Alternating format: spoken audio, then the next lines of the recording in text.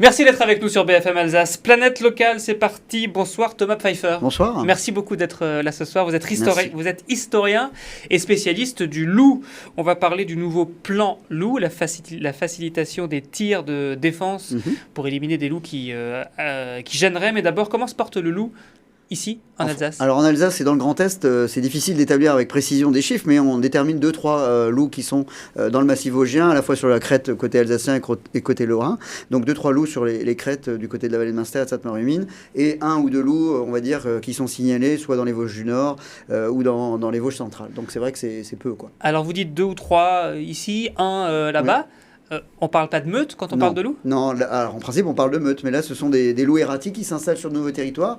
Et là nous avons plutôt des mâles et pas de femelles. Donc nous avions la première meute qui était née en 2013 avec des petits, donc le premier couple meute alpha avec des petits qui étaient nés. C'était où ça? Alors c'était du côté du côté de la vallée de Münster, Cornimont, Ventron, la Bresse. Et depuis on sait qu'effectivement peut-être la femelle aurait été braconnée, donc on n'a plus de femelles, on n'a que des mâles et plus de reproduction officiellement sur le massif vosgien depuis 2013. Donc des loups peuvent vivre seuls? Alors pour le moment, à défaut évidemment de grives, effectivement on mange les merles. Donc la petite histoire, c'est que les loups vont essayer de faire de longues dispersions sur des territoires pour essayer de trouver un nouveau congénère, pour qu'il n'y ait pas de consanguinité. Et effectivement, on espère que du côté forêt noire, où il y a eu des naissances en début d'année, du Jura, où je suis président d'honneur d'Avenir Loup-Lynx Jura, on ait des remontées avec les tirs qui soient opérés, d'avoir des loups du Jura qui puissent remonter, parce que le loup est très plastique. Donc on peut espérer, ou par les Ardennes belges, des loups qui sont germano-polonais, puisque 99% des loups que nous avons en France sont plutôt italiens, effectivement. L'Alsace est le cœur de l'Europe. Exactement, carrefour du loup européen. À bien des égards. Carrefour du loup européen, tout à fait. Est-ce que le loup alsacien, les quelques loups alsaciens font des dégâts? Alors, on a de la chance, depuis 2-3 ans, il y a très très peu d'attaques, voire quasi nulles. Alors, effectivement, ils sont peu nombreux, ils sont de passage, c'est erratique, donc ça limite les interactions avec les troupeaux. Et on a fait tout un travail aussi, il faut le reconnaître, avec l'OFB notamment, et les parcs... L'Office français de la biodiversité. Exactement, et avec les parcs régionaux des Vosges du Nord et parcs régionaux des Hauts-de-Vosges, faire travail de médiation avec les éleveurs, et notamment, j'en cite un, Francis Schirk, qui sera à l'affiche du prochain film de Jean-Michel Bertrand, mon ami, Vivre avec les loups, où justement on a des éleveurs qui sont impliqués dans cette démarche et pas anti-loups. C'est ça qui est intéressant. Alors ils ne sont pas tous évidemment pour, mais ils ne sont pas tous contre. Et l'idée, c'est d'arriver à travailler ensemble, de mettre en place les chiens de protection, les clôtures, mais surtout une présence humaine permanente, parce que le loup, il n'a peur que d'une chose, c'est la nivelle verticale que nous représentons. Donc c'est pour ça que je milite pour les aides bergers. Voilà. Faciliter les tirs de loups, est-ce que c'est quelque chose qui vous semble nécessaire en Alsace et qui pourrait avoir quelles conséquences? Alors c'est contre-productif à l'échelle française. Le nouveau plan national d'action du plan loup 2024-2029 prévoit, comme aujourd'hui, de tirer 1/5 du nombre de loups. On est à 19% de quota.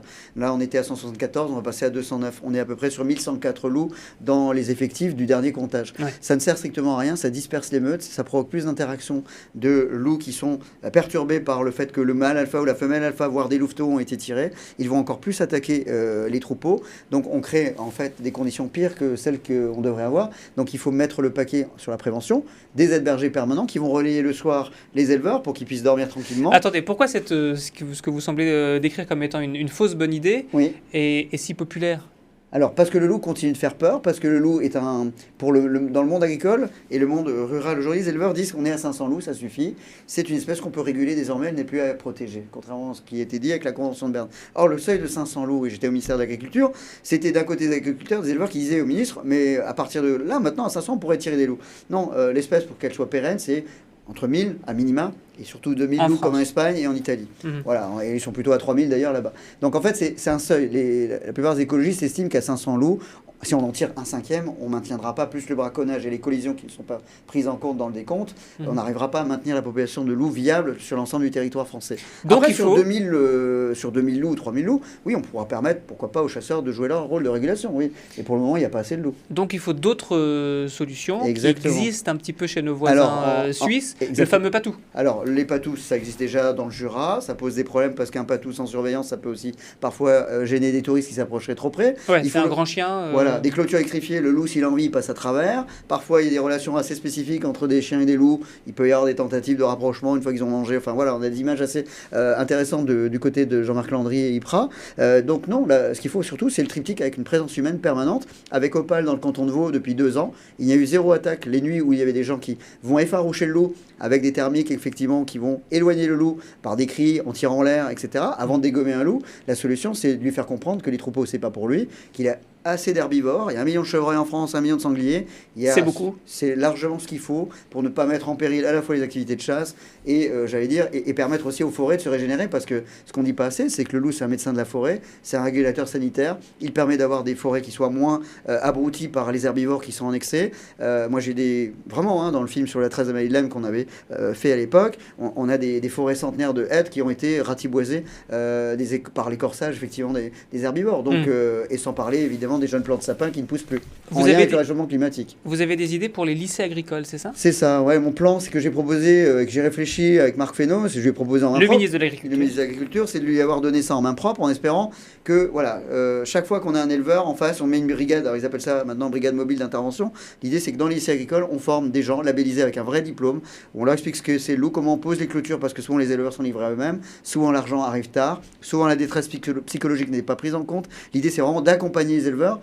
Celui qui défend le loup n'est pas contre l'éleveur. Au contraire, il faut réussir à cohabiter ensemble, vivre ensemble et vendre les produits de l'éleveur et en faire et être consommateur et mettre les produits de l'éleveur au centre du système. Et donc former dans les lycées agricoles des jeunes qui des professionnels spécifiques du loup. Donc, pas des éleveurs qui sont sensibilisés au loup, mais des gens dont c'est le job s'occuper du loup. Et qui pourront monter en gamme par la suite et s'occuper de leur propre exploitation. On verra ce que vous dira le ministre de l'Agriculture, Marc Fesneau. Merci beaucoup Thomas Pfeiffer d'être venu faire le point sur la situation du loup ici dans la région, alors que ce plan loup est entré en vigueur. Merci. Exactement.